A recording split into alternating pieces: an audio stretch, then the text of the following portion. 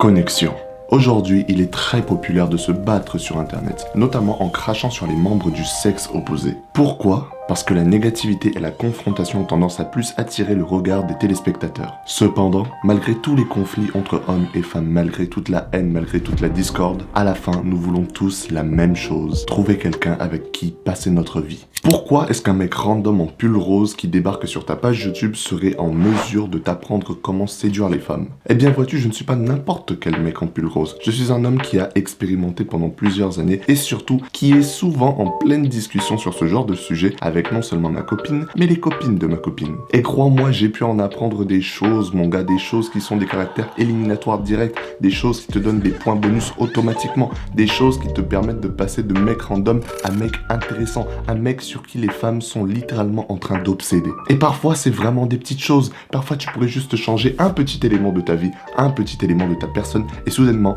tu attires les femmes. Donc, je fais aujourd'hui cette petite vidéo pour te partager quelques éléments qui vont te permettre non seulement d'attirer les femmes, mais surtout d'attirer les femmes que tu veux. Passons alors sans plus tarder au numéro 1, prends soin de toi. Il existe une phrase qui fera rager absolument tout le monde sur internet, mais c'est pourtant véridique. Si tu veux la bonne personne, commence par devenir la bonne personne. Et statistiquement parlant, il est très probable que personne n'aime quelqu'un qui soit sale. Donc, pour attirer des femmes qui prennent soin d'elles, qu'est-ce que tu dois faire en premier lieu? Tu dois apprendre à prendre soin de toi. Et je sais que ça va faire chier beaucoup d'hommes. Je sais déjà que le taux de rétention, il va chuter dans cette vidéo, mais c'est important de vous en parler. Avant de vous donner les tactiques psychologiques et tout, il faut que tu commences par la base de la base. Est-ce que tu te brosses les dents? Est-ce que tu te laves tous les jours? Est-ce que tu sens bon? Est-ce que ton haleine sent bon? Parce que crois-moi, juste l'odeur peut être un facteur éliminatoire direct par défaut si tu sens mauvais. Le nombre de fois, on m'a raconté qu'il y avait des mecs qui n'étaient pas forcément moches, mais que tu pouvais les sentir à 1 mètre parce que le mec il prenait pas des douches régulières. Élimination directe de la liste, celui-là. Il y a pas de débat, il y a pas de ouais, peut-être qu'il est beau. Non, éliminer directement parce que tu pues, frérot. Certains vont dire que oui, les femmes elles sont beaucoup trop difficiles,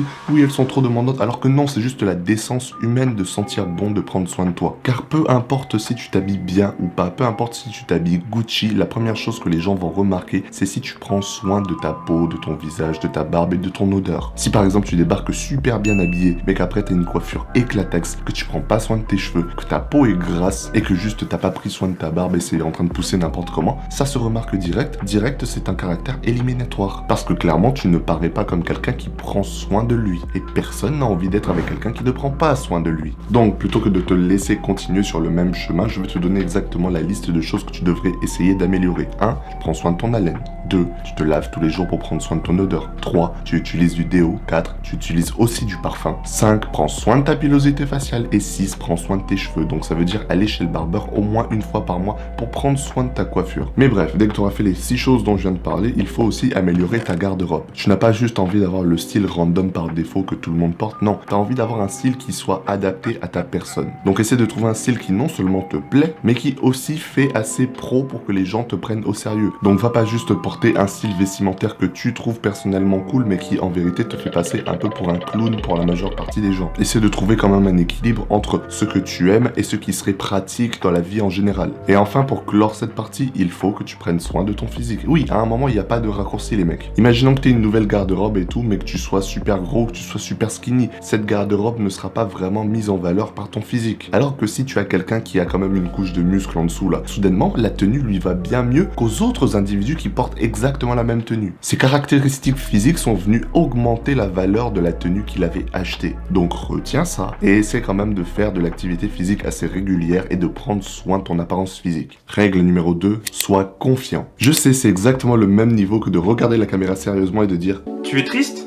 Arrête !» Cependant, c'est la vérité. Les femmes sont attirées par quelqu'un qui dégage de la confiance en soi, quelqu'un qui sait se tenir. Si t'es le mec au coin de la pièce qui parle à personne, qui a l'air de se chier dessus, qui a l'air d'avoir peur de toutes les interactions sociales et qui juste essaie d'éviter complètement le contact visuel, bah forcément, tu ne paraîtras pas attirant, tu vas paraître pour qui? Le mec bizarre dans le coin de la pièce. La raison pour laquelle ça arrive, la raison pour laquelle on se chie dessus dans le contexte de conversation avec les femmes, c'est parce qu'on n'y est pas habitué. On place souvent les femmes sur un piédestal comme des êtres qui viennent littéralement d'un autre autre monde, d'une autre dimension, qui sont hors de notre portée, que dès qu'on se retrouve en conversation avec elles, on a tendance à perdre nos moyens. Alors qu'en vérité, tout ce qu'il faut faire dans ce genre de situation, c'est changer ton état d'esprit par rapport à la situation. Les femmes ne sont pas supérieures à toi, ce sont des êtres humains que tu pourrais traiter de la même manière que tu traites tes potes. Donc à chaque fois que tu vas avoir une conversation avec une femme, pars du principe que c'est littéralement comme parler à un de tes potes. C'est un être humain à la fin, elle n'a rien de spécial, elle va pas te manger, elle va pas te tuer, rien du tout. Donc respire, pars du principe que c'est un être humain. Et si tu arrives à changer ce mindset, tu auras déjà un peu moins de mal à parler ou juste interagir avec les femmes en général. Cependant, ça ne suffit pas. Ce conseil va t'aider légèrement à interagir avec les femmes, mais ça va pas faire de toi quelqu'un de confiant. Car quelqu'un de confiant est quelqu'un qui se sent bien dans sa peau. Donc si tu es dans la catégorie des personnes qui ne se sentent pas bien dans leur peau, qui ne sont pas fiers de la personne qu'ils sont aujourd'hui, la meilleure chose que tu peux faire pour améliorer ta confiance en toi, c'est d'accomplir des choses, accomplir des objectifs qui vont te rendre fier. Et si tu veux plus de détails à ce sujet, n'hésite pas à check cette vidéo. Enfin, règle numéro 3, il faut que tu restes authentique. Comme tu l'as vu dans le titre de la vidéo, on ne veut pas juste attirer n'importe quelle femme, on essaie d'attirer les femmes qui sont compatibles avec nous. Par définition, ça veut donc dire qu'il ne faut pas qu'on se crée un rôle, il ne faut pas qu'on modifie notre personnalité,